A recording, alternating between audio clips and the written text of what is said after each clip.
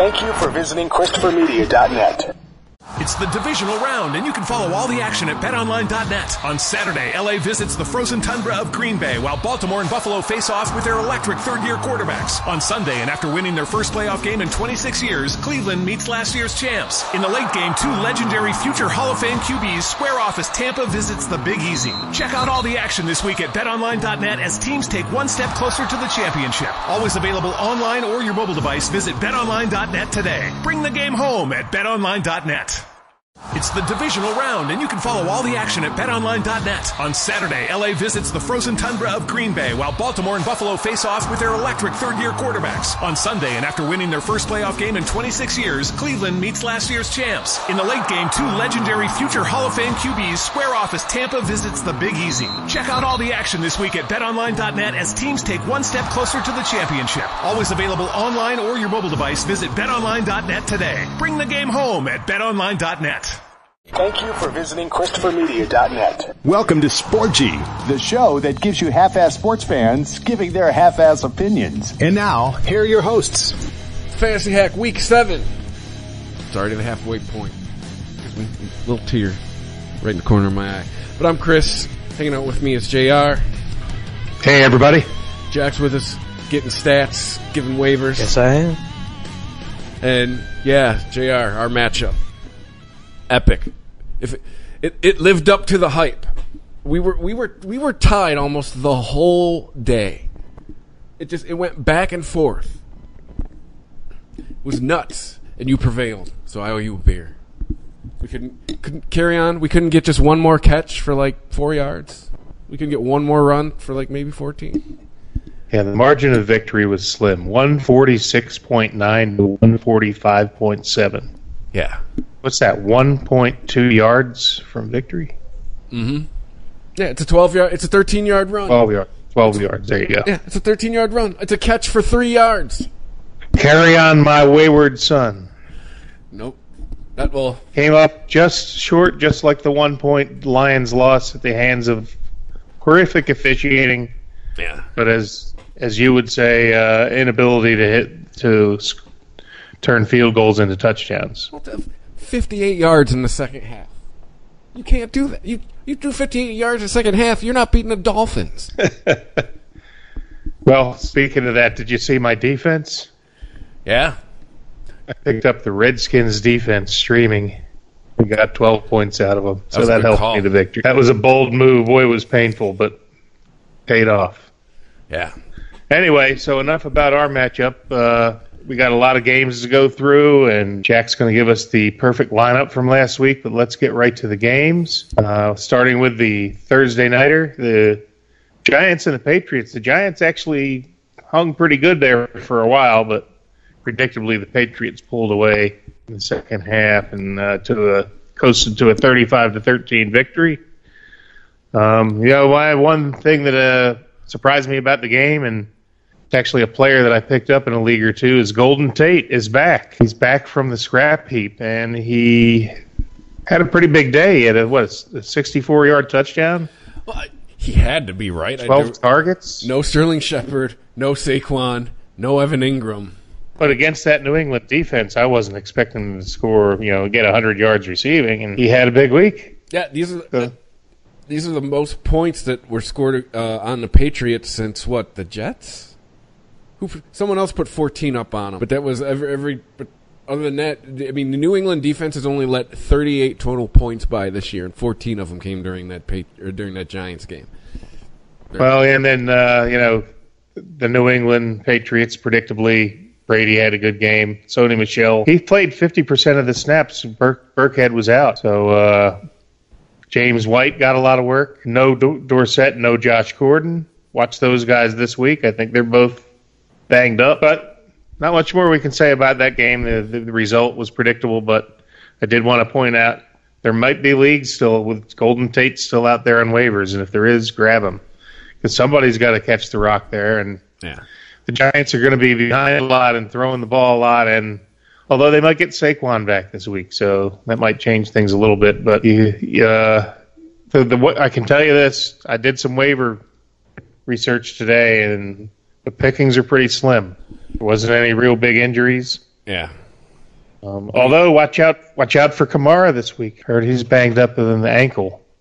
Might want to focus, but we'll look into waiver. You got to keep an eye later. Too. Like you always got to keep, because like what happened last week? What, all of a sudden on Wednesday Gurley was out? I mean, you got to keep an eye on things like that. And then people picked up Malcolm Brown, who did nothing and is now hurt. But you had to pick him up.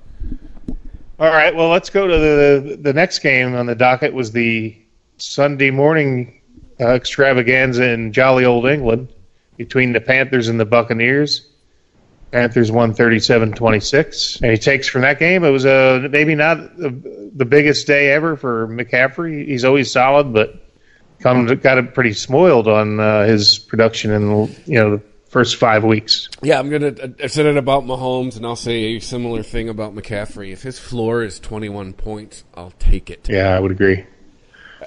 He's pretty much he's pretty much why I am 4-2 in the one league that I have him in. I mean, he is this week.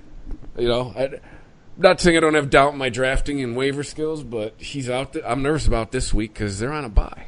The team I have him on, I mean, he's been the MV and the P. So,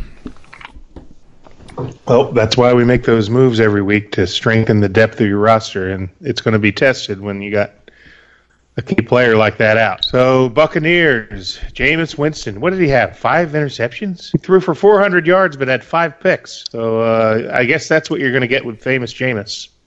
He'll air it out, and he'll get his. I know Godwin had 150 yards or so.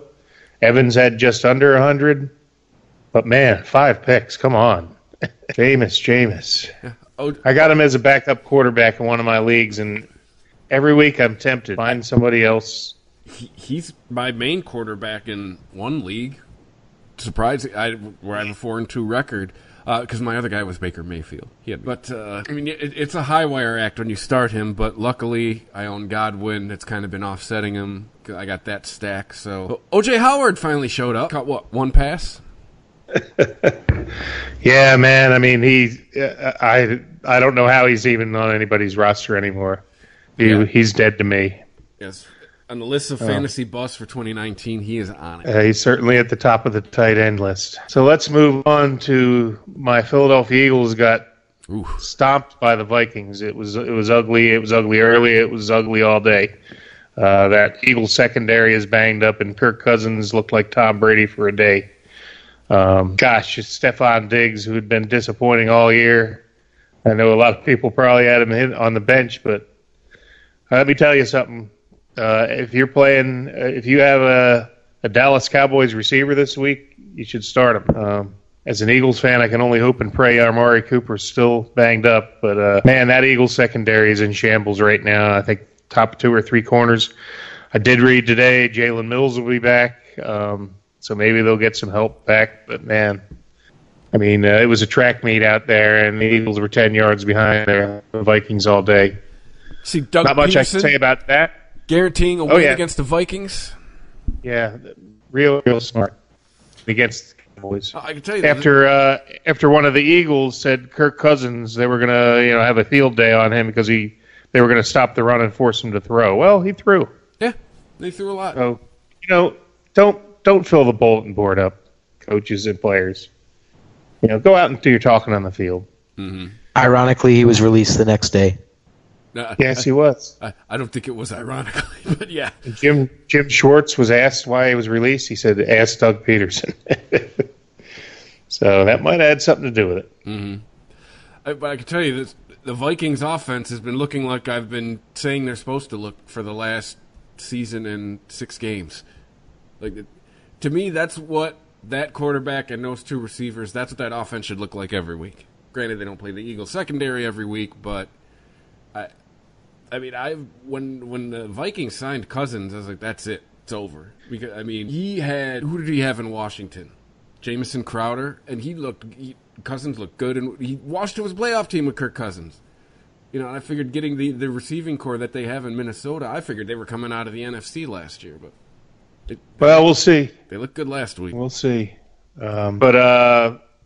Finally, I think for 5 weeks in a row, I started Miles Sanders, and finally I picked up Jordan Howard and benched Sanders a few weeks ago, and of course now Sanders had a big day on the receiving end because with still no Deshaun Jackson, they put him out and he caught a couple long ones. So that was good to see him get it, albeit he was on my bench.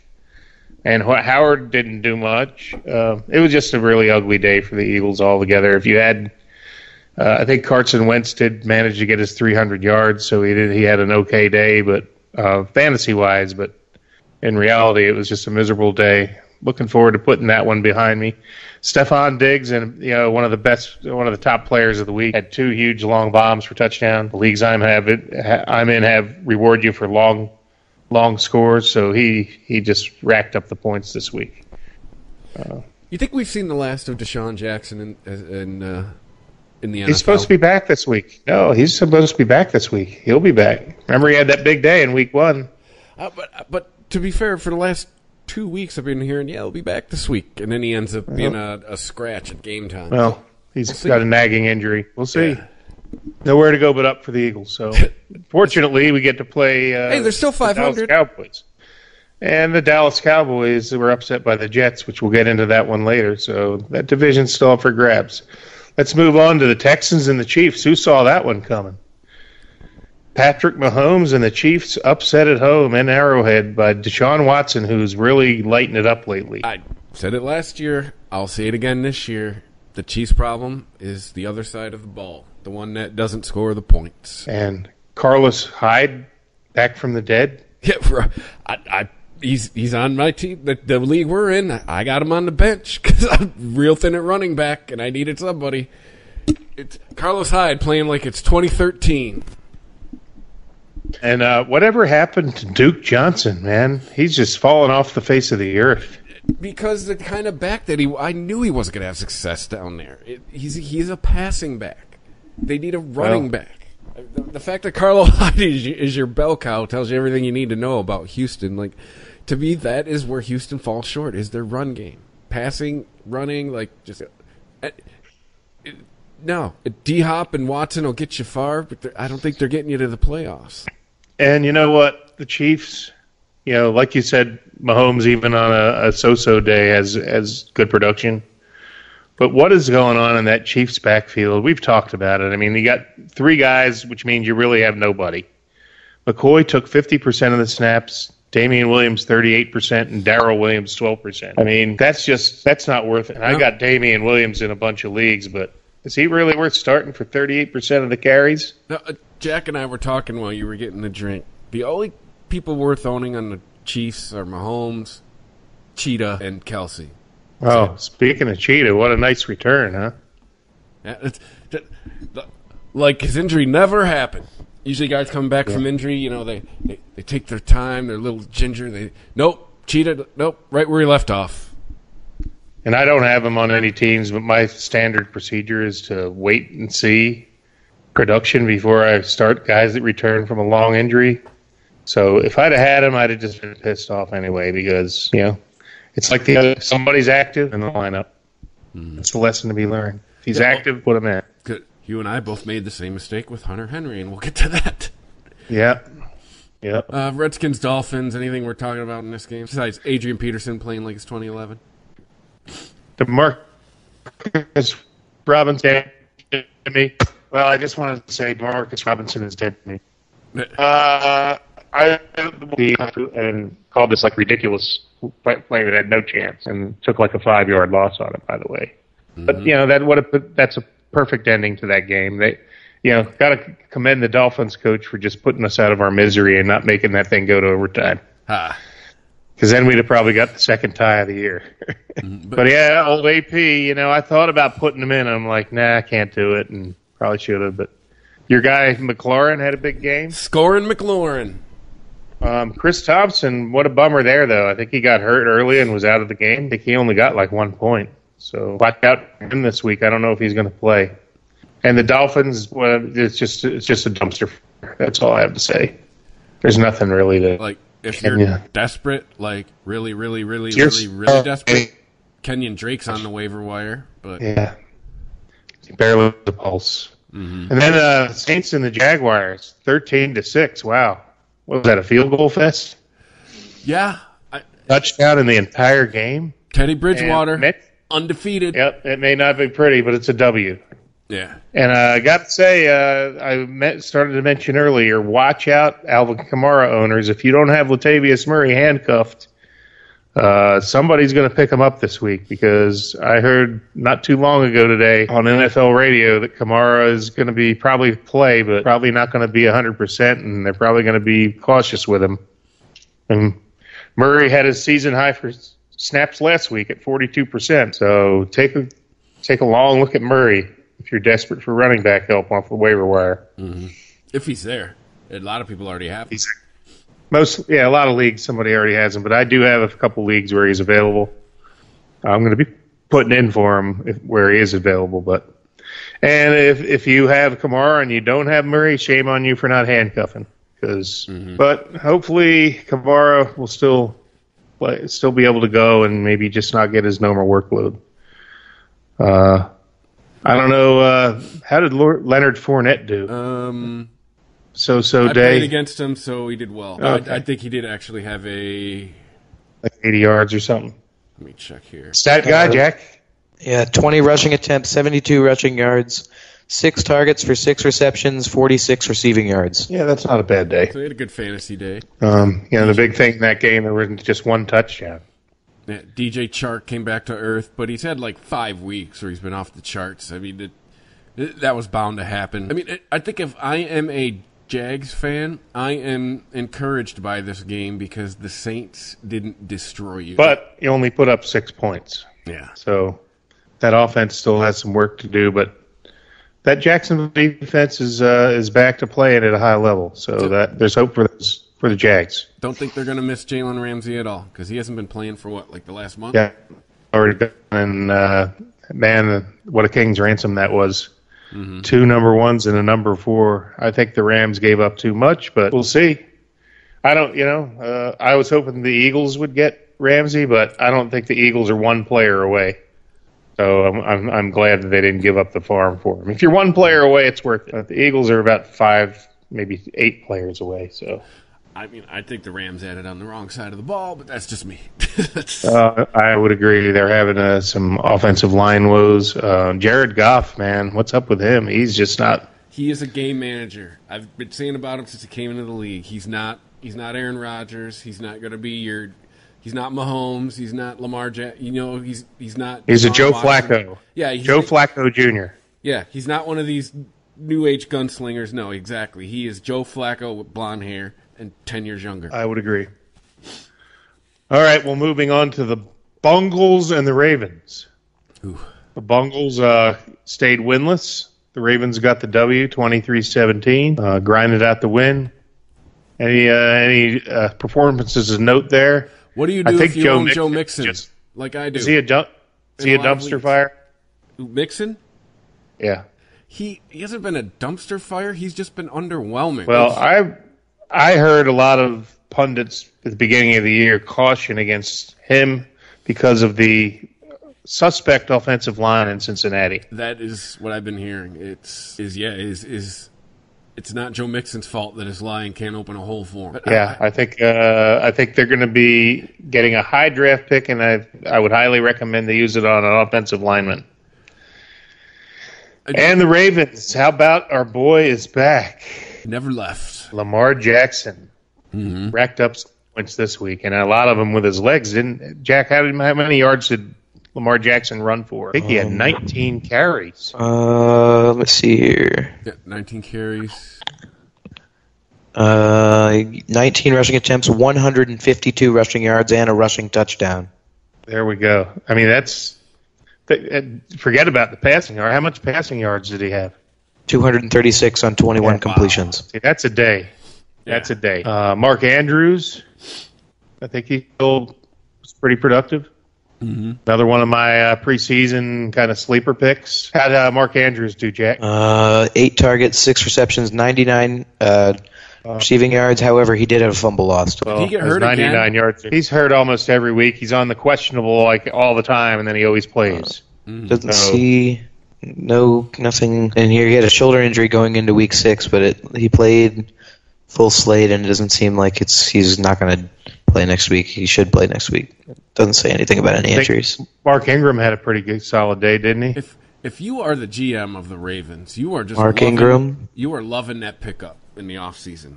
He I has agree. paid them dividends. He had a total of 74 yards from scrimmage and a rushing touchdown. Yeah, and that's an off day for him, but that's still a solid day for fantasy production. Yeah. So, yeah, I agree. And that's a great pickup. I love having I have Ingram in my flex in one league where I'm strong at running back, and I wish I'd have picked him up in more leagues. All right, Seahawks and the Browns. And the Brownies played really well at home, but not quite good enough. They took a late lead, but Russell Wilson, man, he's money in the bank in go time. You know he is, and he did it again. Yeah, Chris Carson, big day. This season, he is. Usually the knock on Russell Wilson in fantasy was it always took him half a season to warm up. Not this year.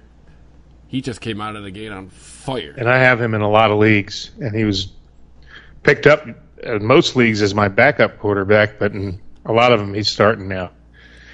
Now, most of my starters now were guys that I picked up in like the 13th or 14th round as a flyer. Like Dak Prescott, Lamar Jackson, Tom Brady. I'm thinking another league, Matt Ryan was somebody I got in the third. So, and it all goes back to what we preached at the very beginning of the season: is wait on those quarterbacks. You don't need to be taking a Mahomes in the third round when you can get a Matt Ryan in the 10th. And it's true. And then Will Dissly again, part of the God Network. Yeah, at least he gave us more than a game. Last year he gave us one game and then got injured. But I had a team. We had a brutal day. I had Will Dissly and Amari Cooper. I lost. Well, so if you're looking for a tight end to replace Dissly, Luke Wilson is his replacement.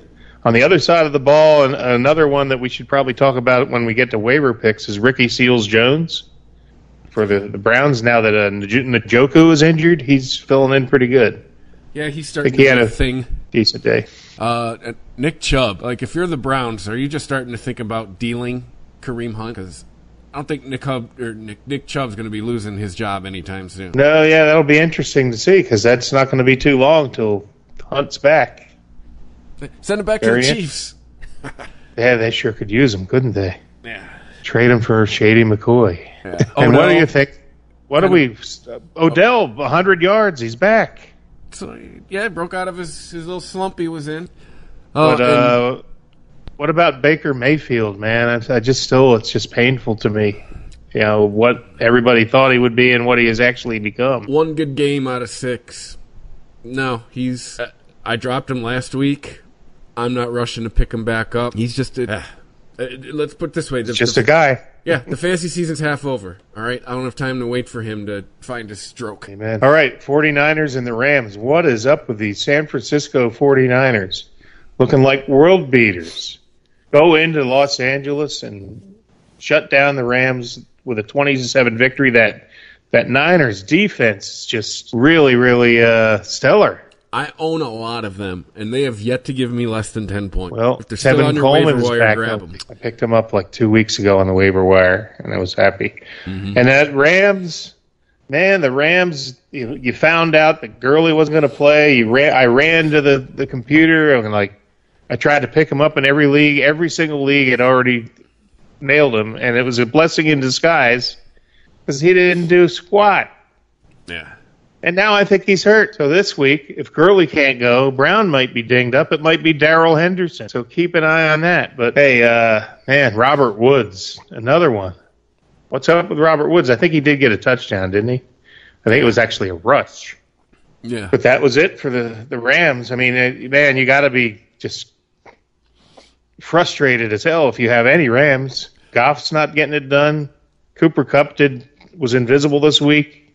Yep, but to be fair, Cooper Kupp's been pretty good the other 5 weeks. He has, but this was a tough week. Yeah. I just think the Rams are broken, man. It's Super Bowl hangover, whatever you want to call it. To me, they do not look like the same team that they had last year. They don't. No. They look very beatable. And I agree with you. Jalen Ramsey, nice pickup, but to give up your next 2 years of number 1 picks, for a guy on the other side of the ball where you're really playing decent. They still held the Niners at 20 points. It's not like they got torched. Mm-hmm. That offense is struggling. The offensive line's banged up. I remember seeing a couple weeks ago watching a Rams game, might have been that Thursday nighter, where they said that last year, like, not a single offensive lineman got hurt, and like they played with the same lineup the whole year. Well, not this year. The law of averages caught up with them. Mm-hmm. I think Talib just went on IR. Talib? I mean, they got. Let's be honest. That front seven misses Ndamukong Suh. They were creating holes for Gurley all last year. Yeah, it's just. Yep, it starts in the trenches, and they're not getting production on either side of the ball on the line. So Jalen Ramsey might shut down some passing, but it's not going to fix their offensive line. Yeah. So tough times for the Rams. And then moving on to the Falcons and the Cardinals. Boy, the Falcons, what are they, 1-5 now? Ooh, yeah. They're only a win against the Eagles, too. Mm-hmm. Salt in the wound. But Austin Hooper continues to produce. Matt Ryan continues to produce, but the Falcons' defense is atrocious. That is everyone keeps talking, what's wrong with the Falcons? It's a one-word answer, defense. Matt, the offense is doing their job. The Falcons' defense is awful. I haven't heard Jack, can you look up Julio Jones hasn't really been making a lot of noise this year, has he? Oh, he had 4 touchdowns in the first 2 games. Well, what about this week? This week? I know Ridley got one this week. 8 for 9 with 100 yards. 108 yards. Mind, I guess he's just quietly doing it, but he's another one who's money in the bank. I just haven't heard the hype on him like I normally do, but I guess no problems on the offensive side. What Devontae Freeman, but Ridley produces, Hooper produces, Jones produces, Ryan produces, but they lose because their defense gives up tons of points. Yeah. So, and Jack, did you mention Chase Edmonds last week? Yes, I did. Yeah, keep an eye on him. I'm sure you'll be talking about him in your segment, but keep an eye on him because I think David Johnson's banged up a little bit. Edmonds looks really, really good. And it seems like he's going to be the passing back for Arizona. Yeah. So if you're in a He's PPR a good young league, talent. that's worth something. He's a good young talent. He's creating some buzz out here in the Arizona desert. So Larry Fitzgerald, he's a dinosaur, but he continues to produce, and the Hall of Fame's already got his jacket ready. Christian Kirk's hurt. I don't know if there's anybody else in that offense that you're looking for, but I guess it's when you're playing the Falcons, start everybody. Falcons are a train wreck on defense. So speaking of train wrecks, how about those Tennessee Titans shut out by the Broncos? Marcus Mariota. You mean the now Ryan Tannehill-led Tennessee Titans? Yep. Mariota has been benched for Ryan Tannehill. That's as low as you go. Yeah. So props to RotoWire for saying, I have to quote them on this, but this is worthy of mentioning. Marcus Mariota progresses through his reads the way a 7-year-old reads sheet music at the second piano lesson. Yes, and his Derrick Henry. I know you're not high on him, but I still like Derrick Henry. And what did he do last week, Jack? I think he got a decent week for being shut out. Derrick Henry? Yeah. 15 rushing attempts, 28 rushing yards, 3 targets, 5 receiving yards. Pretty quiet, actually. That was a stinker. Yeah. Do you think Ryan Tannehill is going to affect Derrick Henry's fantasy value? I hope they'll run him more. Oh, boy, Tennessee not looking good. On the other side of the ball, Phillip Lindsay, every time you think to give up on him because they say Freeman's going to get more carries, he still makes the best of the carries he gets. Those guys pretty much split carries. Freeman 61% to Lindsay 47%. Mm-hmm. But he was productive. If you've got Joe Flacco on your roster, you're in big trouble. Cortland Sutton has been good this year. Emmanuel Sanders, maybe. Quiet. If you have a bye, quiet. But I'm going to skip past that game to my favorite game this week. Was enjoying the Jets upset the Cowboys. The Jets are simply a different team with Sam Darnold back. Absolutely. They basically had no resemblance of an offense without him. And with him back, they're a completely different team. So you got some, you can dust off, what's my guy, the receiver that I like? Robbie Anderson? Robbie Anderson. You can dust him off the scrap heap because he caught a long ball, Darnold, and I think he got over 100 yards. What was his That stats, one Jeff? play was 98 yards. It's the longest play this year. That one play, that one bomb. But as far as his entire game performance, 125 yards and a touchdown. Yeah, and he's a deep threat that was pretty much invisible and worthless, not worth owning, with Luke Falk at the helm. So look for Robbie Anderson on those waiver wires. If he's out there, he's back now with Darnold. I'll tell you too, Jamison Crowder's been Jamison Crowder, yes sir. in Darnold's Marius 2 starts. He's getting 36% of the targets. So I mean, he's a guy that I've owned in the past. Like, he's a crapshoot, but it seems like he is going to be one of Darnold's favorite targets. So we're taking a look at if you need a receiver. And I would also expect an improvement from Le'Veon Bell now that Darnold's back. Because I think with no Darnold, they were just stacking 8 in the box and saying, beat us another way.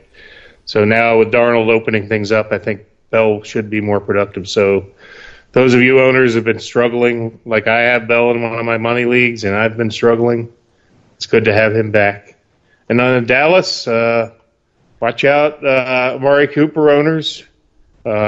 He got hurt early and missed most of the game. I don't know what to say about that game other than, don't discount the Jets defense either. No. Because the Jets defense, if you look statistically, they're one of the top fantasy defenses this year. They are.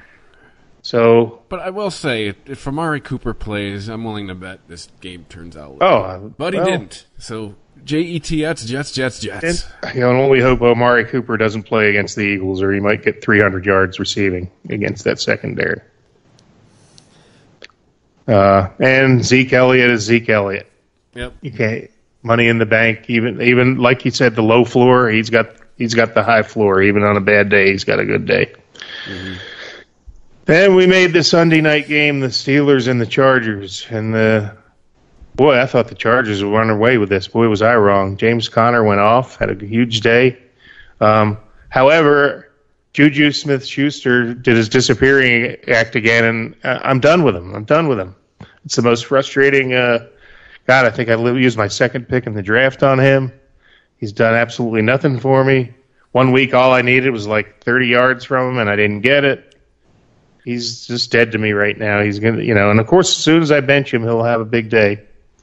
But he was just invisible.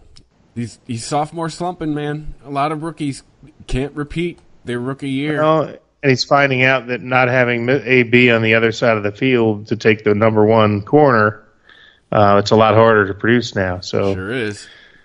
So that's a little frustrating. And man, Melvin Gordon owners, finally you get him back, and then what did he do, Jack? He did not have a big day. I watched some of that game, and it's preseason for him. Well, and it also, not only that, it ruined Austin Eckler, because Austin Eckler was like a world beater. How did those two guys do, Jack? Melvin Gordon, 8 rushes, 18 rushing yards. And in terms of the passing game, he caught 3 of 4 for 30 yards. And then who was the other guy? Austin Eckler. Austin Eckler, 5 rushing attempts, 14 rushing yards. Again, 3 of 4 for 14 reception. 14 receiving yards. At least before Gordon was in, Eckler had good statistical days almost every game. Now that they have both of them in, they both stink. He's still their passing back, though. I had a Melvin Gordon, Austin Eckler combo last year, and Eckler still does get decent amounts of fantasy points. Just like he's the passing back. It's going to take, I think, a couple. I think by Halloween time, Melvin Gordon's going to be Melvin Gordon again. The other thing about this game is it was a home game for the Chargers, but you would never have known it. It was like Steeler West. 75% of the fans in the crowd were Steeler fans in that little soccer stadium, so it was almost like a home game. And I don't know what happened, but that Steeler defense rose to the occasion. And, the other guy that let me down this week, Keenan Allen. Thanks for nothing. What was his stats, Jack? Keenan Allen. And he had like that big day a couple weeks ago, a couple big days in a row, and now he's been invisible. Well, he only 2 receptions on 6 targets for 33 yards. Pathetic. Yeah. They asked me why I drank. Well, and I lost that.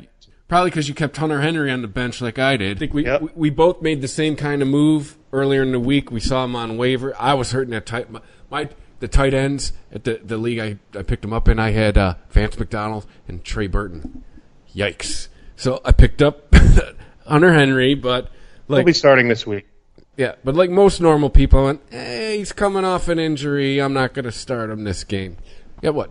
Puts up 30 fantasy points, like 2 touchdowns. 8 for 9, 100 yards and 2 touchdowns. Thank God I won the matchup where I benched him. Otherwise, that would have been the matchup. I had Mark Andrews in the league that I didn't have him in, so I did okay, but I've already swapped that out for this week. Well, we'll see what this week's bring. And then let's go to the Monday night game. I'm going to turn it over to you because only a Lions fan can describe the frustration.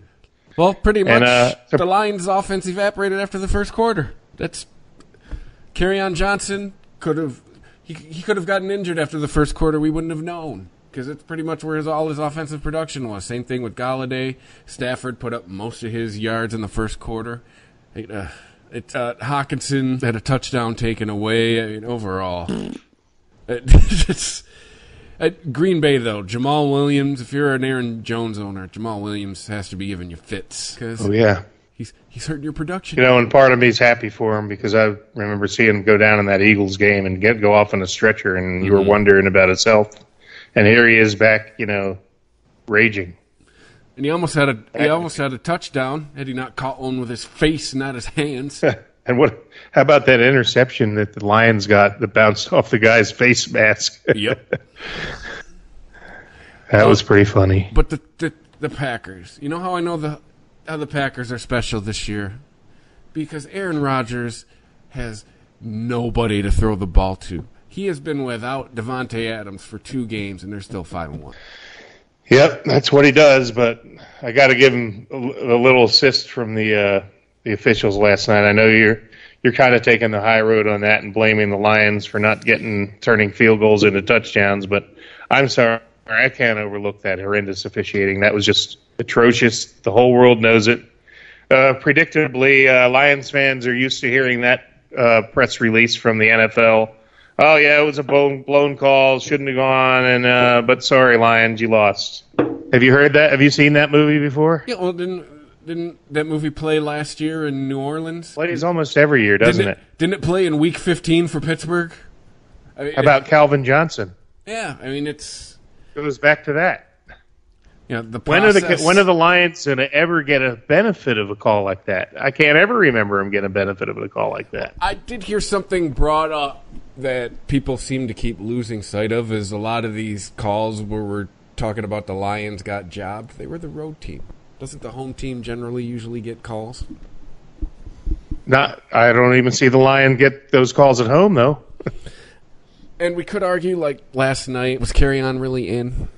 I mean, there's so many. I mean, if we want to start parsing official calls, I mean, I do. I'm a softball umpire. I am an official, so I do have some empathy for these guys. And I heard somebody on the radio say today, pretty soon nobody's going to want to be an official.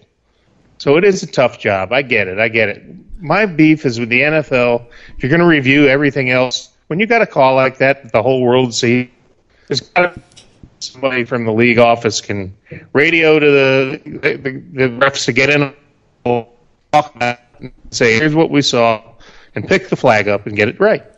Yeah, I think. And even with this pass interference review that they've approved, they're purposely not overturning any of them because they want the rule to go away. Mm-hmm. They want to go backwards and not forwards. You're going to have a review. Tell the coaches they get three reviews a game and they can review anything, but you only get 3. Mm-hmm. Yeah, that's what I think is all the football podcasts I've been listening to today. I mean, I think the way you fix this is every play is reviewable now. And what you said, you get a certain number, but there's no limits to what you can review now. Every play is up for review. I think that's how you fix and this. The whole world can see that and there's something wrong with it. But I feel for you, bro. Because the Lions fans have been faithful for a long time, and they earned that win last night, and it was stolen from them. That being said, okay, it happened once, but then the same call twice. And that also being said, it doesn't mean that Stafford was going to go down and get the winning field goal. Yeah. They would have had to earn that. But as a football fan, I felt robbed of seeing if that would have happened. I was looking forward to Stafford getting the ball, and that was a challenge for him. Could he get it done? I'm a football fan because I'm not a Lions fan. I'm a football fan, and that just seemed wrong. I felt like I was robbed, and I'm not even a Lions fan. So I can only imagine how the Lions faithful feel. I wanted to see him go forward down the field, and I didn't get to see that. Sporgy. ChristopherMedia.net.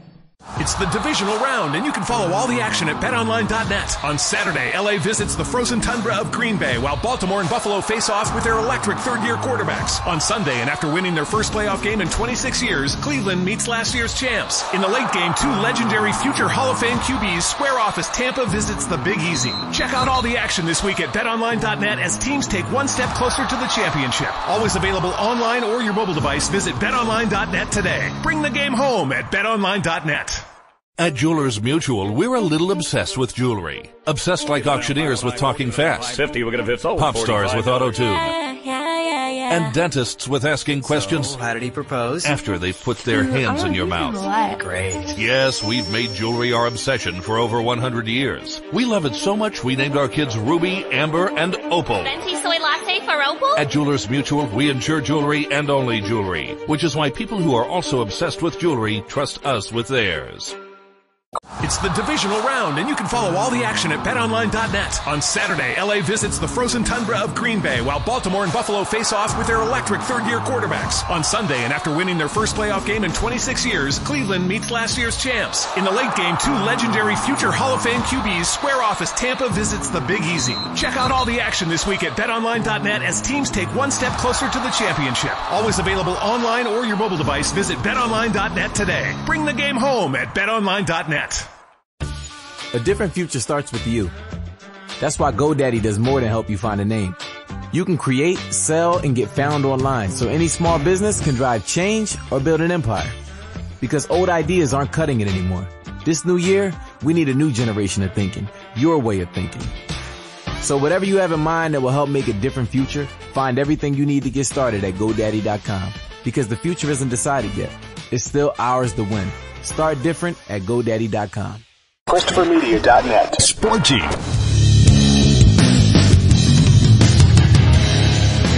All right, enough of the diatribe about the Lions.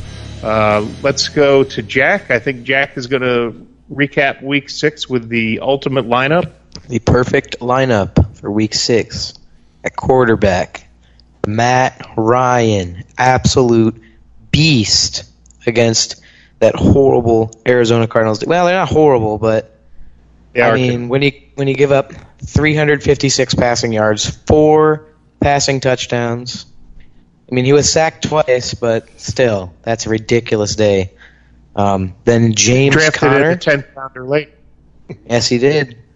It's a very, very under the radar pick. He's not one of the marquee names like Mahomes or Jackson. You kind of forget about him. And then we got James Conner in our RB1 slot with 41 rushing yards, but the key here was 78 yards receiving and 2 touchdowns, 1 in the air and 1 on the ground. And then at the RB2 slot, we got Nick Chubb, who had an absolute monster game. He was just absolutely torching a great Seattle defense with 122 rushing yards, 2 rushing touchdowns. He did have a fumble lost, but he did also have another 17 receiving yards, so he was racking them up. And then at wide receiver, I think by far the MVP of the week, Stephon Diggs. Does anybody compare? Nobody compares to him. Friggin', how many yards did he have? 167 receiving yards and 3 receiving touchdowns, and that's just an absolute monster day. And actually, in our wide receiver 2, we have Terry McLaurin. The Redskins somehow made out with this guy, 100 receiving yards and 2 receiving touchdowns. But the big key was that was only on 4 catches. 4 catches, he racks up 100 yards and 2 touchdowns. That was a good day. And then, go ahead. Big play guy against the Dolphins. That is correct. Then go ahead. Chris's guy. That's Chris's guy, right, Chris? Oh, yeah. Hey, he's been preaching McLaurin all year. State. Don't know if you heard of him. So then our tight end spot. Because our tight end spot, 8 and 9, 100 receiving yards and 2 receiving touchdowns, is Mr. Hunter Henry. Coming back from injury, everybody thought, it's lighting the workload, he's not going to do anything, and then he comes out and has a day in that loss against the Steelers. Then at a kicker spot, Matt Prater. He showed up. I mean, he's a kicker. He's one of the most reliable in the league. He had 2 field goals from 50-plus made. He had a field goal from 42 yards, I think it was, and he had 2 inside 30. So, I mean, good day. And our defense of the week, who else but New England? The Patriots' defense is, unreal. Obviously, they played against the New York Giants, but we got a sack, 3 interceptions. They got a fumble, 2 defensive touchdowns. They blocked a kick, and that's just absolutely. And they only allowed 14 points, and they tied. The New England defense tied the Giants' entire team. So that blows me away. Doesn't the New England defense have more touchdowns than some offenses this year? I'd probably say more than the Dolphins. Probably. The Dolphins, oh my gosh. They had 2 defensive touchdowns against the Dolphins as well. So, I mean, that defense is kind of insane. So we'll move on straight into my waiver wire for this week. We'll take a look at last week's guys first. Chase Edmonds, the running back for the Arizona Cardinals, 5 rushes, 34 rushing yards. Then he had 33 receiving yards and a receiving touchdown. They have to go to the Meadowlands to play the Giants next week. The key here, he made most of minimal opportunities. I mean, he only had 5 rushes, and he still, racks up 34 yards. That's pretty good. Then Gerald Everett coming off the career day, his career best, and then he follows it up with 2 of 5 for 9 yards. 9 yards. Well, that was the whole Rams team. Goff only had 78 yards passing, which is a career worst. They have to go to Atlanta, and they're a pretty mediocre team, so we'll see if they can rebound. But he did have he dropped a wide-open 50-yard touchdown, but, I mean, he's still, back of the pack in terms of TE1s for next week. Then we'll go to Byron Pringle, one of the million receivers on the Kansas City Chiefs, 2 of 3 for 24 yards. This completely depends on Hill and Sammy Watkins. Of course, Hill with the career day, 5 catches, 80 yards, 2 touchdowns. But he is still behind Mecole Hardman and Demarcus Robinson on the depth chart, so this guy is completely depending on injuries. And they'll go at Denver next week. So heading into our new guys, Jamal Williams. I think we all know who he is. Against Detroit, 14 rushes, 104 yards. And in terms of in the air, 4 of 5 for 32 yards and a touchdown. He's 18% owned, Yahoo Fantasy Football. And the Green Bay backfield is a weekly hot hand situation. That's how I saw it phrased online. But they will go to play Oakland next week, and they will stay at Lambeau Field. So could have a big game there against a mediocre defense. Then we got to Darren Fells, tight end for the Houston Texans. In Kansas City, he had caught 6 for 7 for 69 yards. That's pretty solid numbers for a tight end, especially these days. If you're just a sad person because you decided to draft O.J. Howard and you're just scraping the bottom of the bowl for anybody you can find, this guy might be an option. He's only 5% owned on Yahoo. But last week, the key was in week 5, he went 2 for 2, 20 yards, and 2 touchdowns. And he even went under my radar. I never even saw him when I was doing my picks for week 5. But, I mean, this guy's still a leap of faith, tight end, too. I mean, again, bottom of the bowl if you're really looking for someone, and they will go to Indianapolis next week. we got last guy. This is our Hail Mary of the week. Auden Tate, wide receiver for the Cincinnati Bengals. In Baltimore, 5 of 12 for 91 yards. And this is entirely because the Ravens' defensive backs were just absolutely getting Mr. Boyd and what's the other one? Ross out of the picture. So John he Ross. was just chilling on the other side of the field while those guys were in double coverage, and clearly Andy Dalton was paying attention because he hit this guy 5 times. So, and they will go to they will play Jacksonville at home in Cincinnati next week. All right. Thanks for that segment. Some good names, maybe not so household names to pick up this week. Usually, guys, I've noticed a trend. Usually, guys already have claims in for when we're recording the show. Yeah, but if they don't, some of these guys might slip through. Yeah. And I've already mentioned Latavius Murray. If you've got Kamara, you should have Murray. If you don't, see if he's available. He's probably not, but if he is, pick him up. Another name to look out for, Benny Snell. I think he had 75 yards. Backing up James Conner, and I heard that Conner's kind of banged up. Keep an eye on that, and if you've got Conner, most people had Jalen Samuels as the handcuff. He's out for a long time, if not the season. So Snell's probably is available in a lot of leagues. That might be a running back help for you. Let's see. Oh, I'm reading that Darius Geis is actually close to returning. Redskins running back, no thanks. Auden Tate was mentioned. I picked him up in a league. I had him on the bench, but I saw he produced, so I'm glad I picked him up. We've already discussed Robbie Anderson and Jamison Crowder. Pretty much discarded into the trash earlier this year, but with Sam Darnold back for the Jets, those guys are worth picking up. The Jets are a completely different team this week than they were last week. Thank God the Eagles played him with no Darnold. Tight end, Ben Watson cut by the Patriots and now re-signed by the Patriots. So, anybody else you'd like to add, Chris? It's a pretty slim pickings on the waiver wire. The one I have a lot in for is Jamal Williams. I got a couple of Tyrell Williams in, which it's surprising me that he's out there.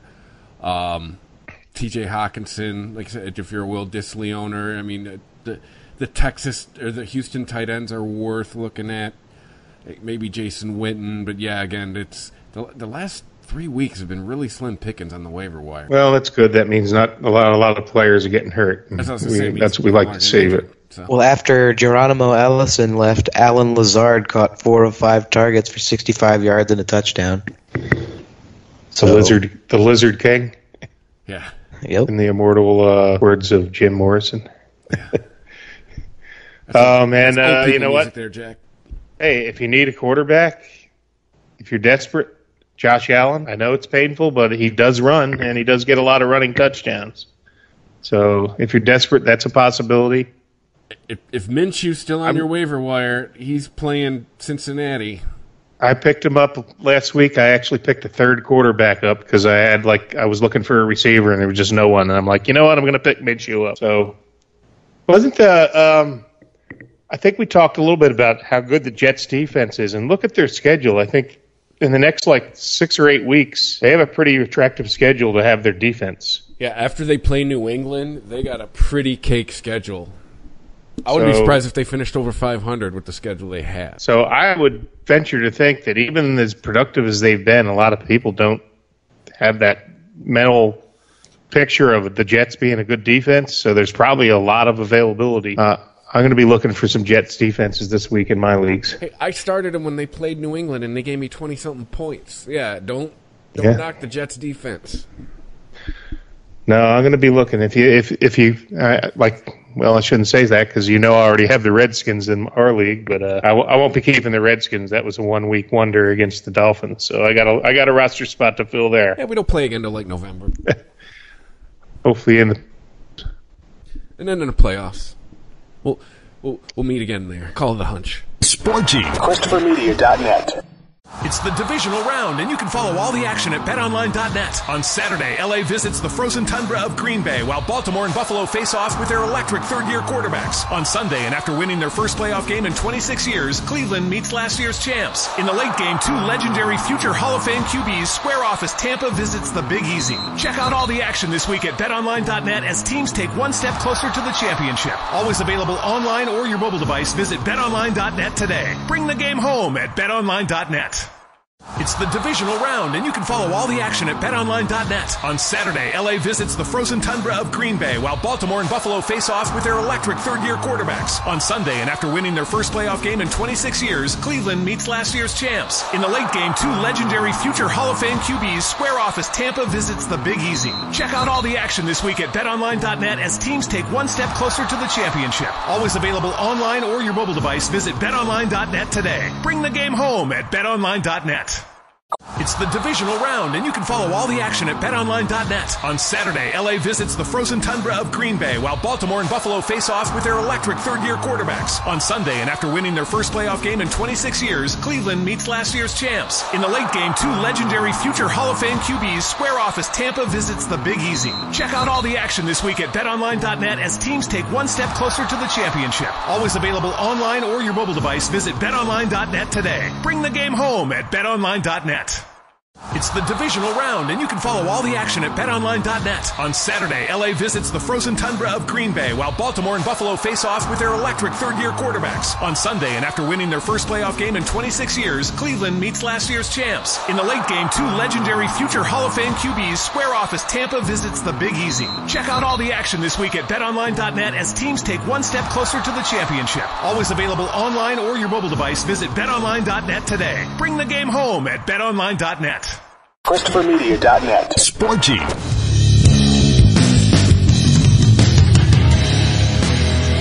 All right, so week 7 games. Thursday night. Who is playing? I should probably bring all this up. I believe it is Denver and... I heard it a million times today. You think I'd remember it now? Chiefs and the Broncos. 4-2 versus 2-4. Yeah. Do we believe in any Broncos, JR? I still like Philip Lindsay. I got Royce Freeman in a league, but I can't really start him unless I'm completely desperate and have no one else to put in. But I like Lindsay. Emmanuel Sanders, maybe. Cortland Sutton, maybe. Cortland Sutton. Cortland Sutton has actually had some nice weeks, but other than that, certainly no Flacco. I'm going to be starting. Chiefs' defense hasn't really blown people away this year. Yeah, they're only favored by 3. Well, there's 3 points for the home team, so that says they're 6 points better than the Broncos. Yeah. As a betting man, I'm taking the Chiefs on that bet. 3 points. And I think the Chiefs are a little bit I think they're going to have a chip on their shoulder after the performances they've been given, and especially losing to the Texans at home. This is not a good week to play Patrick Mahomes. Broncos fans, you're going to have your hands full. And Tyreek Hill will be back even stronger this week. I think the last time the Chiefs lost 2 in a row was, 2017? Yeah, I think it's been two weeks in a row the Chiefs have underperformed, and I think they're going to right the ship this week. All right. Vikings and Lions. Lions at home. They're going to be pissed, too. Yeah, but the problem is I think there's only one of Darius Slay. And the problem is the Vikings got a dual threat at receiver. You know what? That doesn't matter. This is not the Eagles' secondary. They're way better. I still think the Lions will win at home. I think the other part. I think they played good enough to beat the Packers in Lambeau. I think they can beat the Vikings. The Vikings had a big week last week only because the Eagles' secondary was exploited, raped and pillaged. It was that bad. And the Vikings got Dalvin Cook. That also scared. Because the Lions... That's more of a scary thing. The Lions notoriously cannot stop the run. Even when we had the best defense in the league, we couldn't stop the run. And the thing about that is they get the run going, that'll keep Matthew Stafford off the field. Mm-hmm. They can control the clock. But I wouldn't be... I don't know what the spread is, but Minnesota, I like the Lions. 1.5.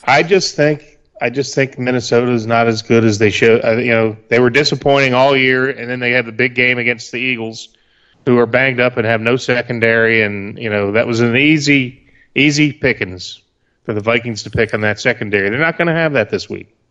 And the Vikings, I just don't think they're going to do it. And they were at home last week too. I think the Lions will come back. Maybe the league will even give the Lions a good call or officials. You never know. I think they're the home Probably team, right? Raiders at the Packers. I know I'm looking forward to having Josh Jacobs back on the field. He had a bye last week, and I sorely missed him. Other than that, Derek Carr, no thank you. I think Jacobs and Waller are really the Raiders you want a piece of. Yep. Maybe Tyrell Williams because of volume. Yep.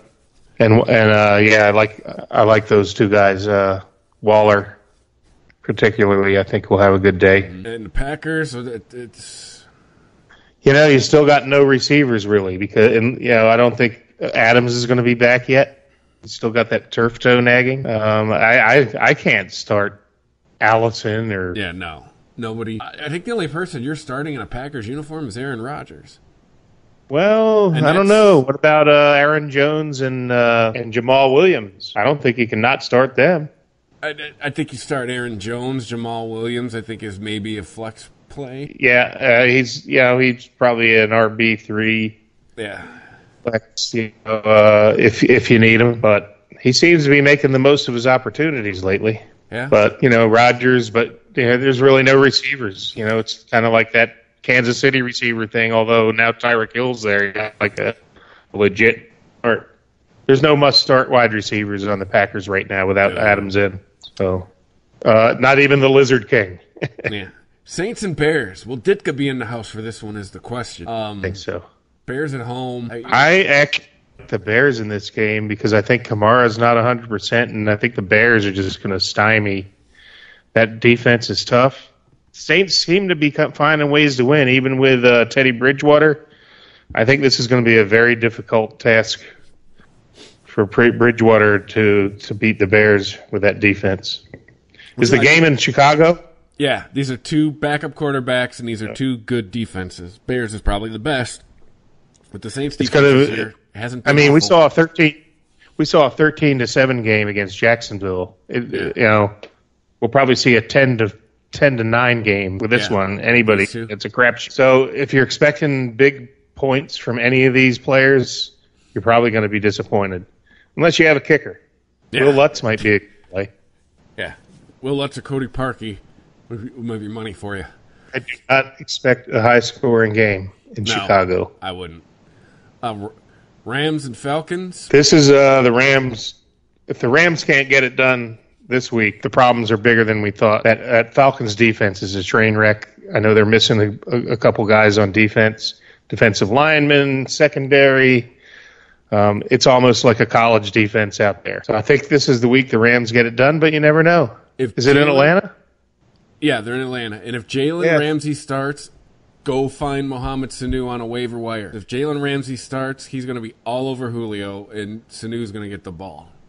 Don't forget Calvin Ridley, too. It's true. I always forget about that guy. I picked him up in a couple leagues. He's kind of like a waiver wire replacement. Have a receiver on a bye week. Got to start him this week. Yeah, but Ryan has been lighting it up. The problems in Atlanta have not been on the offensive side of the ball. No. I just wonder, though, if teams are now planning for Ridley as well as Julio because of the deep threat that Ridley has proven to be. Well, we'll see. Starting my Falcons this week. Yeah. Starting my Falcons. Start all your Bills because they're playing the Dolphins. So there you go, Josh Allen. You need a quarterback one week. This is the week. Do we know if Devin Singletary's on track to come back? I don't know, but I hope so because I have him in several leagues, and I've been keeping him on ice just for a day like today. Yeah, as soon as Saquon went down, I have him stashed on a couple benches. It'd be ironic if they both come back the same week. I mean, I'm 5-4 without Saquon, but come on, Saquon, let's go. You're hurting me. Yeah, Singletary's the real deal when healthy. Yeah. He's going to run all over in Miami if he's healthy. If not, you got the ageless Frank Gore. So I'd start your Bills. Start your Bills. It is very, very rare that we say this, but start your Bills. Yeah. Even John Brown, if he's healthy. Yeah. Buffalo is getting 17. There's a 34-point spread on this game. Anybody that wagers on that game needs psychotherapy. I might just bet the under simply because I don't believe in Buffalo's offense that much. Buffalo's got a hell of a defense, but their offense not so great. Jaguars at Bengals. Finally, Leonard Fournette, lick your chops. Leonard Fournette owners, this is your week. Bengals will give up 100 yards to him. That's my prediction for this week. DJ Chark, you're back. Who else? Minshew Mania's making a comeback this week. Could be a good week for Minshew if you need a quarterback. How about the Bungles, man? I'm done with Mixon. Fortunately, I didn't draft him on any of my teams. I don't have any Mixon. I have a lot of Mixon, unfortunately. I took heed of that offensive line warnings. I don't know when you cut bait on him, but it's not going to be a good. That's not a good scenario. It's got to be soon. I mean, he hasn't. I haven't benched him yet. I mean, he has been. He's been giving me at least 10 points, the exception of last week and maybe another. I mean, but yeah, as far as a locked-in starter, Joe Mixon ain't it. But he's been the better of some of the other things I've had on my benches. Jack, do you have any idea when A.J. Green is due back? Mr. Green, and he's been out for a long time. Well, I remember you had one in August. Yesterday, the coach was asked about his health, and all he said was, "We'll see." Well, that's completely non-committal. That is potential to suit up Sunday. Someone's getting traded. Trade deadline's coming up, right? Sure. It'd be weird to see him in any other jersey than a Bengals jersey. It would, but it would probably be pretty good for his fantasy implications. Yeah, because this year, Andy Dalton. You're starting Andy Dalton this week. You're probably in last place. If you're rostering Andy Dalton, you're probably in last place. I remember at the beginning of the year, he was like world beater for like 3 weeks, and then he went back to the old Andy Dalton that we all know and I wouldn't say know and love, but know and accept. All right, moving on from the Bengals. What's I like the that next description. Know and accept.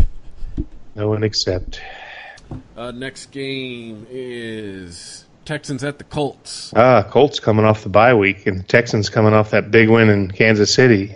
I like the Colts in an upset this week, but that Colts defense is underrated. They're pretty good, and they've been rested for a week. I don't know, but the Texans are coming on strong, man. With each week, Deshaun Watson looks stronger and stronger. He got a slow start to the year, but he looks like he's just getting better every week. So who knows? But the Colts are actually hanging in pretty good for no Andrew Luck. Once they announced Luck was retiring, everybody gave up on the Colts. Well, they're not folding their tent. They're hanging in pretty good. They have a good defense. I know you probably got to start Marlon Mack for the Colts. T.Y. Hilton, if he's healthy, definitely got to start him. Everyone forgets last year the Colts were a playoff team. What about Eric Ebron? Or is Jack Doyle the Colts tight end to have? Or is it because there's two of them, there's really none of them? Probably the latter. Well, I know Luck loved Ebron as a target, but it doesn't seem Jacoby Brissett shares the same love. No, I think he likes Doyle better. And then for the Texans, what is going on with DeAndre Hopkins? Every week I hear the pundits say, trade him while you can, get value for him. He's still saying trade for him. And I'm like, I have him, and I don't want to give him up because you're saying not to trade him away. But when's he gonna be the old DeAndre Hopkins, if ever? I mean, he had the one big week, the first week, and then he's been quiet ever since. He's been quiet. Fuller's been getting more action than him. Mm-hmm. And we already talked about the running game. This is almost like the Packers. They keep winning, only there's really no big studs other than Hopkins, and Hopkins isn't even doing anything. So I don't know what other Texans you want to play. I mean, I guess you're playing Fuller and Hopkins. Yeah, you're playing Watson. Carlos Hyde, reluctantly, probably. Carlos Hyde, if someone's on a bye week. Yeah, I mean. But all they do is keep winning. Mm-hmm. They are 4-2. Although the line on this game, even. I like the Colts. I think a team off a bye is going to be energized, and I think that that win at Arrowhead. Who knows, though? Who knows? That's why they play the games. You're an old Vegas guy. When the line is even, does that mean there's no spread? No, even means, there's no spread, but what it really means is they think that the home team always gets 3. That's the general rule. Mm-hmm. So basically the pundits are saying the Texans are 3 points better than the Colts, but because it's at home, we're going to call it even. So they call it a pick 'em. So there's no point spread. It's just, it's a money line game, basically. Gotcha. Pick the winner, and no points go either way. But they are acknowledging that the Texans are probably on a neutral field, a 3-point better team. I think people selling the Colts short. I think that the Colts are better than people are giving them credit for. Yeah, got to give credit to Jacoby Brissett. They were a playoff team last year. Everyone forgets that. They made everybody. All they look at is there's no Andrew Luck. The sky's falling. They can't be good. And Brissett's not a bad. He's not Andrew Luck, but he's not a bad quarterback. They're 3-2, and they have a winning record. Now to 2 teams without a winning record: the Cardinals and the Giants. You live in Arizona. You tell me who I should play on the Cardinals besides DJ. Well, if DJ isn't 100%, keep an eye on Chase Edmonds. I'm telling you, this kid gets limited touches, but he makes the most of them, and he's electric, and people are he's creating a buzz out here. I usually say Christian Kirk, but he's hurt. I know they have that Keyshawn Johnson. His name is kind of cool, but he doesn't do anything. Not going there. Kyler Murray, he's producing. And Larry Fitzgerald. You got to start Larry Fitzgerald, especially in the Meadow against the Giants. You got to play him. Is this game in the Meadowlands or is it in the desert? I think it's in the Meadowlands. So those are the guys I'd start. Larry Fitzgerald for sure. DJ, maybe Edmonds if DJ is banged up.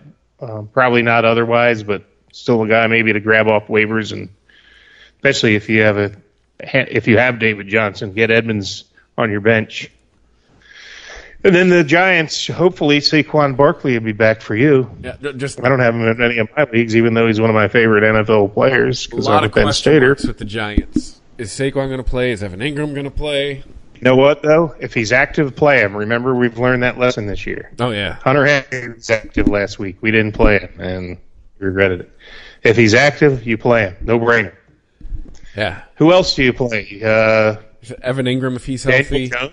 Daniel Jones is probably a good start this week against that Cardinals defense. Golden Tate. I'd play Golden Tate. Who else is there to throw to? Evan Ingram's still injured, isn't he? He practiced in a limited fashion last week, so I'm guessing that injury wasn't as he didn't play in the game, but he practiced all week. So maybe it's not as serious as. If he's active, you play him. If he's active, you play him. Well, especially too, it's Minnesota or not Minnesota. It's Arizona. Arizona against Titans this year has been. That's you should probably, if he doesn't play, you should probably pick. I don't even know who his replacement is, but. That's like the gimme of the fantasy league season for if you pick the tight end play in Arizona, you can't go wrong. It's like a guarantee. Yeah. He says he's optimistic he's going to start. So there's a huge play. If you have him, he should go off this week. If he's active, you're playing him. Mm-hmm. And then moving on to ouch. This one's going to hurt. The 49ers at the Redskins. Oh. Start all your 49ers, all your Redskins. Mm-hmm. I don't think it's a good way to take your boy McLaurin this week, unless you really have to. Especially not. Although they will probably be behind and throwing the whole game. So. Yeah, but more than likely Sherman's probably going to be on him. So have fun with that. Yeah, but on the other side of the coin, field day. The Niners. Jimmy G had not really a very good start to the year. Maybe this is the week he lights it up. Maybe not, because the 49ers have a great running attack, and this could be a big day for Matt Breida and company. Mm-hmm. You might even get some Raheem Mostert points this week, because they'll probably be way ahead and just bench Breida after they get a comfortable. I feel bad for Jeff Wilson, not because I owned a lot of them and had to drop them, but that guy put up 4 touchdowns in 2 games, and then they just, as soon as Tevin Coleman comes back, see ya. Forgot all about Tevin Coleman. I'm talking about Breida. Yeah. Well, there. You know what? Pretty much all those guys are probably going to produce against the Skins. Yeah, Breeda's the 3 down back, and then Breeda's your workhorse, and Coleman's your 3 down back, your passing back. So, and I envision the 49ers defense having a field day with Case Keenum. Oh, that's lights out there. That 49er defense. They're starting the rest of the year if you have them. Yeah. But for the 49ers passing game, is there anybody worth starting? No. Marcus Goodwin? It's kind of like that Chiefs without Tyreek. It's like there's a bunch of guys, but nobody stands out. Yeah, they need a marquee receiver. Whether it ain't Marquise Goodwin. Yeah. Whether, like I said, the rumors have been Emmanuel Sanders is allegedly going to be shipped to San Francisco, or maybe it's somebody. They need somebody because I don't see them, but I don't see them sustaining this. But then again, I mean, this could be like Denver in 2014, right? Where just the defense carries them all the way. We'll see. Yeah, the Giants had that a couple of years too, where they had that real strong running game back in the day, and they had a great defense and just a running game that just kept the other offense off the field. And then it's kind of ugly to watch, but it wins games. Speaking of ugly to watch, how about the Chargers at the Titans? 2-4 teams. Yeah, I really thought higher of the Chargers. I'm disappointed in what's happened with them this year. But I think that Melvin Gordon holdout really took the wind out of their sails, and now they're still not recovered from it, even though he's back. He kind of ruined their season, in my opinion. But that being said, there's a game to be played. I don't know. Rivers, I think, will probably put up good numbers. I still think you start, if you have Rivers, you start him. You start Keenan Allen. You start Hunter Henry. You start Melvin Gordon. Because really, who do you start in the Titans besides Derrick Henry? Jeez. Exactly. That's it. Yeah, there's no receiver of note. Ryan Tannehill's starting. Who's their tight? Delaney Walker. Yeah, Delaney Walker is. If you're desperate, you might start him, but yeah, I mean, I wouldn't have too high hopes. Even though Tennessee's at home, I see the Chargers. I think the Chargers have a better offense, so I see the Chargers. I think if you got Chargers, you start them. Derrick Henry is about it. This game's going to be fun to watch. Ravens and Seahawks. Yeah, that will be. This is going to be a 6-3 game. Well, I don't know. Lamar Jackson and Russell Wilson, they'll put up some points, I think. I don't think those defenses are what they once were, the vaunted defenses of the past years. Both of them have dropped a few notches on the defense, but they've also gotten better on offense. Chris Carson is lighting it up this year. I think he'll have a big day. Well, with the Ravens, we pretty much Mark Ingram. Yeah, Mark Ingram's going to have a big day. Mark Andrews, Lamar Jackson. That's it, right? I mean, Hollywood Brown has proven to be boom or bust. Brown is, it's either an 80-yard touchdown or nothing. But it will be an entertaining game to watch. And Tyler Lockett's been pretty solid this year. Yeah, you can probably start him. I think the Hollywood Brown of the Seahawks is what's his name? Metcalf. I was just going to bring it up. Another boomer bust guy. That's the same guy in a different uniform. He's either going to get a big bomb or he's going to get 3 catches for 18 yards. Yeah, and no Will Dissly for the rest of the season for the Seahawks, who he was getting a touchdown a game there pretty much. Yeah, he was a force. That's a big loss. So this game will be fun to watch, and then the night game, a game you're waiting for, I think it's going to be a shootout, Eagles and the Cowboys. Yeah, we'll see. I'm hopeful that we get it, that the Eagles get a few. They are supposed to get Jalen Mills back. Some of the secondary guys that have been hurt, their top 3 corners have been out, so that's my excuse. But watch that Amari Cooper injury. If he doesn't play, that changes the game too. I think what's really going to be interesting in this game, something to watch, is the Eagles. I think are number 1 against the run, or at least were before the Packers game, or not the Packers game, the Vikings game. But I want to see how that Eagle defense does against Zeke, because Zeke usually gets his 100 against everybody. So that'll be a good battle. And then it'll be, Carson Wentz against Dak, and we'll see who's gonna put in the better day. And it probably safe to say whichever quarterback plays the better game, their team will win. Yeah, I mean, because I think Carson Wentz is a better quarterback than Dak Prescott, but I think Dak Prescott has a better receiver core. So yeah, it's a better running game. Flip a coin. But the Dallas is missing some offensive linemen. I think that really hurt against the Jets. Lyle Collins, I know, is one of them. So, hey, if Deshaun Jackson comes back, that could be, if he's healthy and he's effective, that could be the tipping point. But it's a crapshoot. I don't know what the line is, but Dallas I expect by 3. Yep. So there you go. They're at home, so it's an even game, but Dallas gets 3 for the home. So it should be a good game. NFC East first place on the line. It's a big game for both teams. Neither team can afford to lose. So I think for the Sunday night game, they're not always great. This will be a good one. That people will enjoy watching. I think it'll be a good competitive game and a fun game to watch. Yeah, 'cause nobody likes watching Washington and Cincinnati playing on Sunday night. Might as well just go to bed. So you're starting Elliott, you're starting Dak, you're starting Carson. Well, maybe you're not starting Dak if you have a better quarterback, but you're probably starting Wentz. Then you got Jordan Howard, probably more of the touchdown guy, more rushes. Miles Sanders had a big day receiving last week, so I still think Howard's probably the better play. This is another team running backs where I'm staying away from their backfield, man. If you got 2 running backs, you really don't have one. So for fantasy purposes, it might be a stay away. It depends what you have on your roster. Mm-hmm. You got to start Zach Ertz. I know it's been a disappointing season for Ertz owners, but he's too talented to not start. Alshon Jeffrey, I think he's a great red zone target. I don't know what to say about if Cooper plays. Obviously, he's a must start, but I don't know. Do you start Michael Gallup? Probably against the secondary, even though they got some guys coming back. You know that they're going to test the secondary. They haven't covered people here, so. Well, if anything, you start Michael Gallup for volume purposes, right? If there's no Amari Cooper. If anything, he's getting the ball a lot. I would agree. All right. So. And who we got Monday night? Monday night, we have the Pats and the Jets.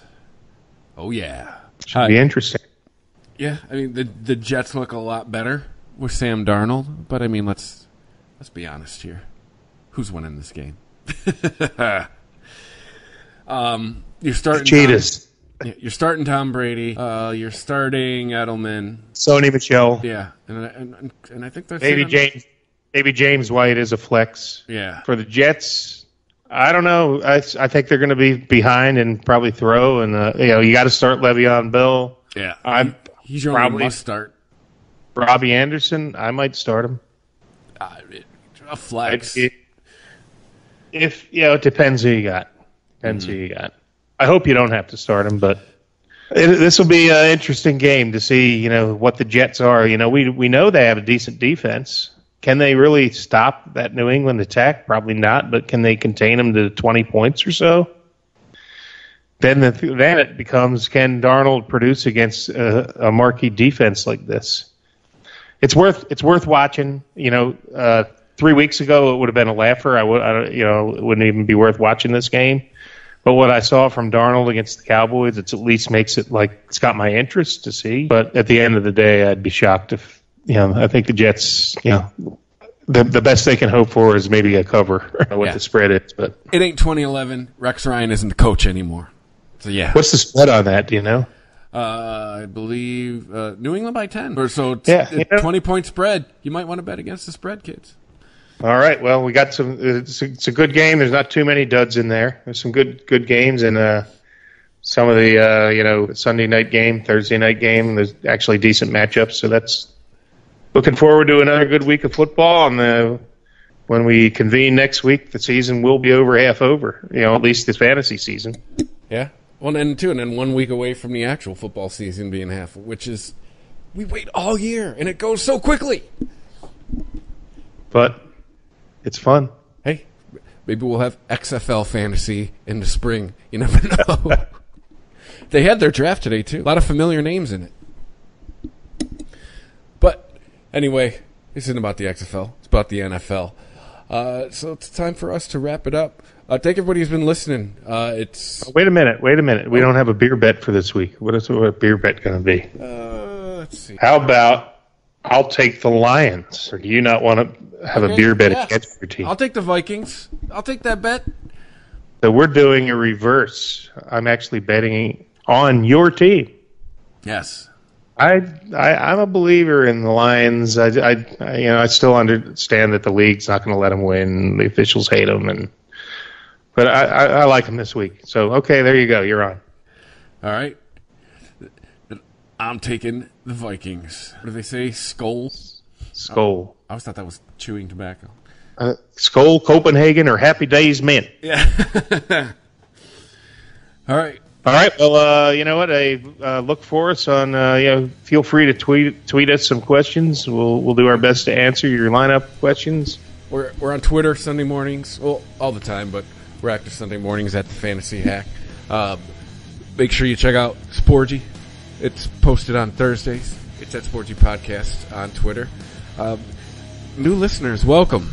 We started putting this out to get some more listeners in the Sporgy feed, and it's working. And also, it just proves that people like fantasy football. We are on Spotify, Apple Podcasts, Google Podcasts, Stitcher, the iHeartRadio app, Spreaker, and I'm sure I'm forgetting something because we're on so many platforms. But that means, hey, wherever you get a podcast, we are there. Check us out on Wednesdays, and make sure you set your lineups. Thanks for listening. Catch you next week. Adios, amigos. Thank you for visiting ChristopherMedia.net.